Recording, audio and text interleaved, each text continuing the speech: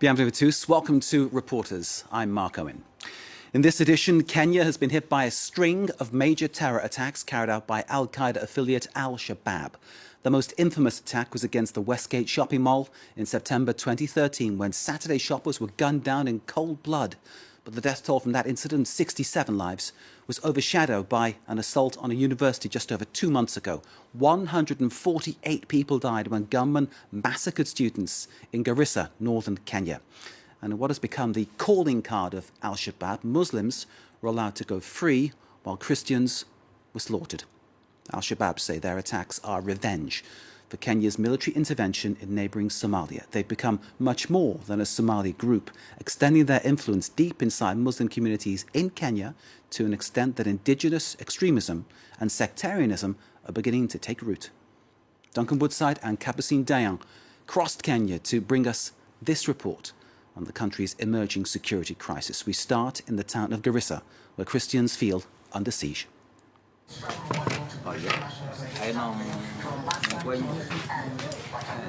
Members of the small Christian community in Garissa gather for breakfast.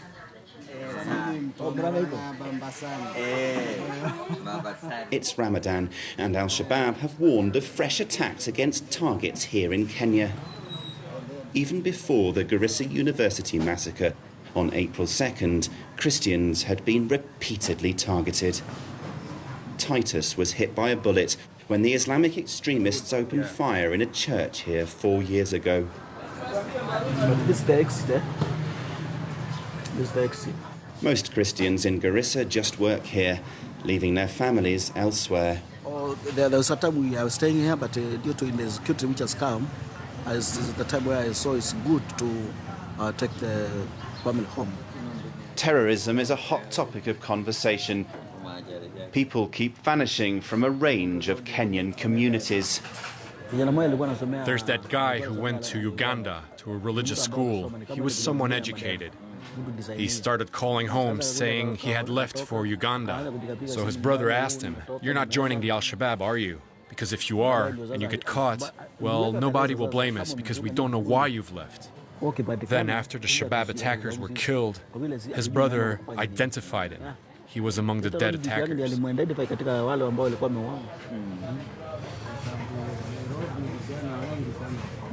In Nairobi, there are so many of them who have gone to Somalia. Have they come back? Some of them have come back and have now even been turned to be on the side of the government, informing them. On the surface, the atmosphere here is calm. But when we go to see another Christian, he retreats into his shop, too scared to talk to us on camera. This place, this area, is more sensitive. It's not like the other place. You know, that other place is the business are haunted by the non-Kenyans.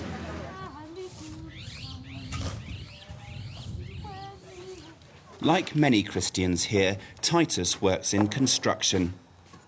He's got a contract from an ethnic Somali to build a house, arguably affording him some protection. I'm very conversant with them. I've sat here long. I have much experience to be in the side of the construction. And tell me I'm faithful. If they give me their money. He's completed a number of building projects here to a high spec. You have to wipe away all that dust before you start anything else. Once you're done, you can start with the paint. But despite Titus winning the confidence of wealthy local Somalis, some of his labourers, who are all Christian, still fear for their safety. I saw people throwing grenades here, but this is the only place where I've managed to get a job. And since I don't have much education, this is the only work that I can do.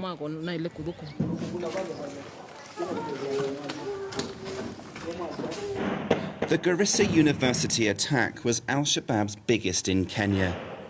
There were at least 147 victims, and in what has become the calling card of this Al-Qaeda branch, Muslims were allowed to go free, while Christians were slaughtered.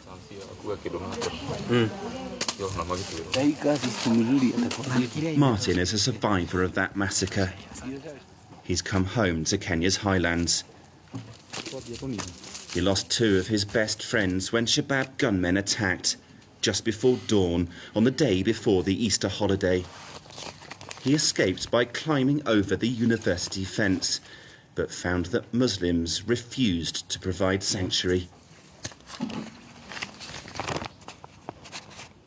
You get into someone's home, and then he tells you or she tells you, no, just go back. Now they are speaking in their language. You don't understand. You can't understand their language. And they close the door. What do? You're confused. You are alone.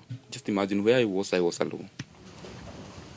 Eventually, Martin says, a local man took him and some other escapees into his home before warily pointing to an escape route, but stressing he couldn't be seen talking to them by fellow Somalis.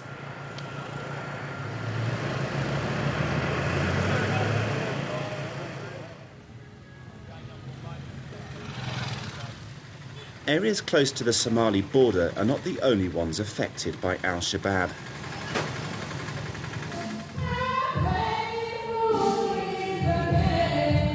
The Joy of Jesus Church in the largely Muslim coastal town of Likoni was attacked by gunmen in March last year.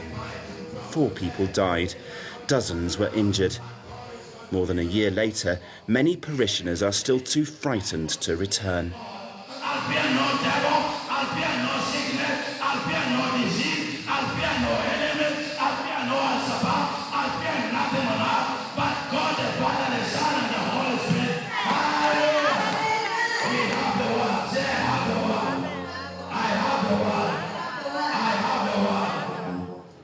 The first person that was shot was lying down. Even until today, we've cleaned it, but it refused to go away. It was a total chaos. The place looked like, I don't know, hell. Blood everywhere, people crying, screaming, bullet holes, with cartridges everywhere. George says it took some time even to persuade his wife to attend church again. He's determined not to succumb to the temptation of hatred or the desire for revenge. The intention is to create animosity between the Christians and the Muslims so that they can find it easy. And like when you are hit, some people thought, no, we should condemn the Islam, but we cannot do that because that's the intention of the enemy. Where have you been?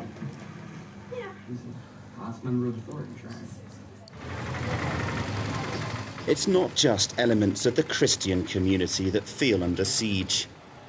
Mombasa, Kenya's second city. Reputedly a hotbed of radicalisation, Kenyans buying into Al-Shabaab's ideology, triggering a brutal crackdown by the authorities. Human rights group has been collecting evidence that points to widespread extrajudicial killings of Muslim terror suspects by the police. We have documented over 80 cases of disappearings, 80 cases of killings, extrajudicial killings, and clearly you can see that the police have no intention of investigating this.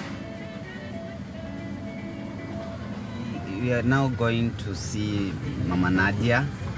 Mama Nadia is a bereaved lady whose son was brutally killed September last year, and anti-terror police allegedly barged their way into Nadia Mohammed's home, apparently looking for one of her sons, Ismail Mohammed, only to shoot dead her other son, Idris.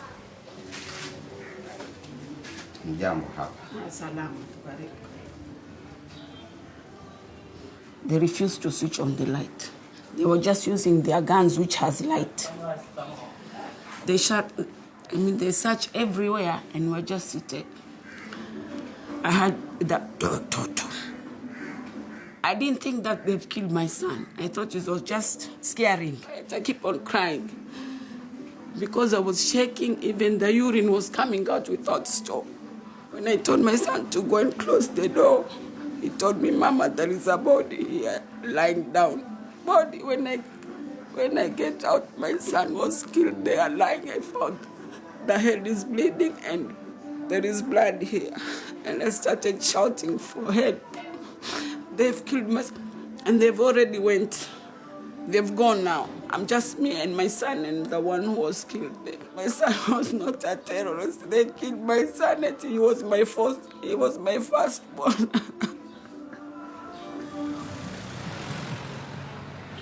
We repeatedly requested an interview from the police, but they failed to respond. Ndo nasema, it's okay, in Nairobi we're just going to present our documents to the Kenya National Counterterrorism Center in South Sea. You'll present today. Fahad continues to investigate this and other alleged extrajudicial killings. But his work is hampered. The accounts of Muslims for human rights are frozen by the government due to alleged links to extremists. One of the areas perceived to be most vulnerable to Shabab recruitment is the northern reaches of Kenya's coast. Lamu County is one such hotspot, an area teeming with disaffected young people. Thousands of youngsters here, like Jacob, have reason to be angry. They're anxiously awaiting their national identity cards, according to the county government. Some allegedly for up to 2 years, and without it, they can't get a job or open a bank account. I feel annoyed. I have 2 arms and legs, but I have no job. A lack of ID also makes it impossible to travel, so that these young men, all 18 or 19, are effectively prisoners in their hometown. I feel like I'm not a citizen. At 18 age, we have to have ID. So it may be a big case and suspected us that we are not Kenyans. So it may become something very dangerous to our life.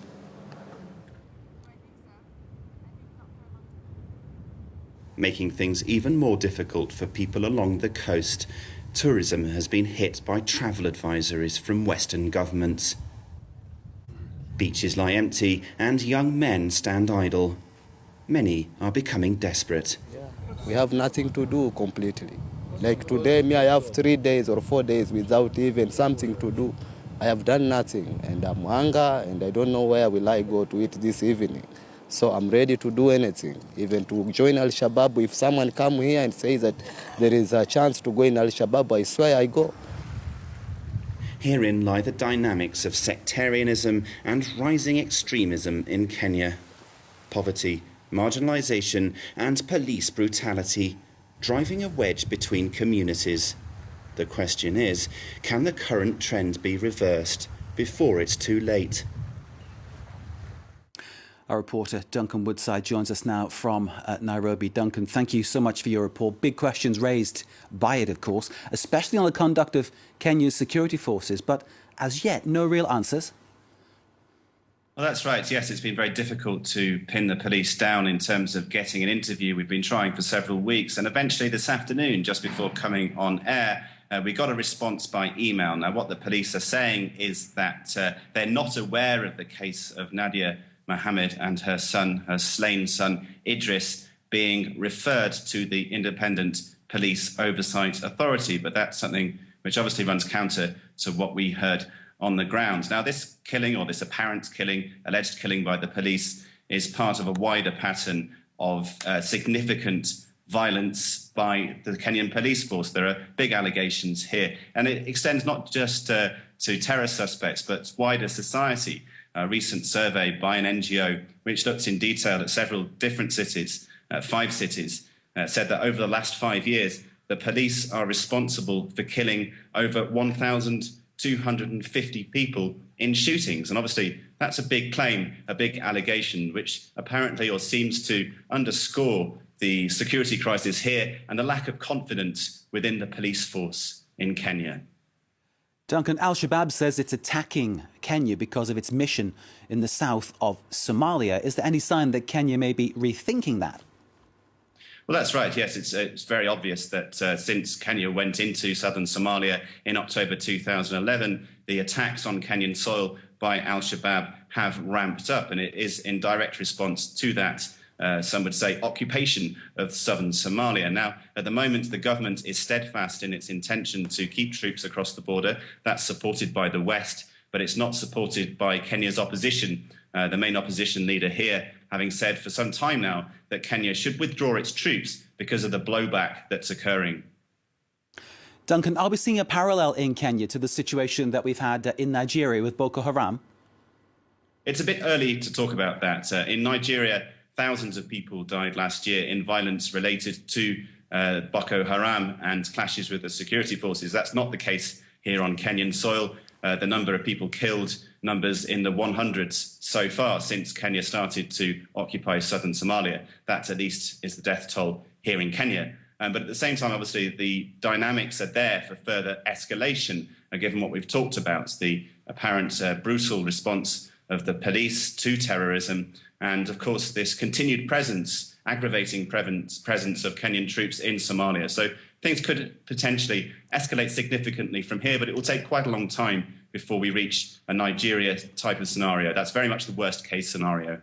Duncan Woodside in Nairobi, thank you very much indeed. To see Duncan's report again, of course, go to our website, francevincat.com. This is Reporters. You're watching France 24. Stay with us.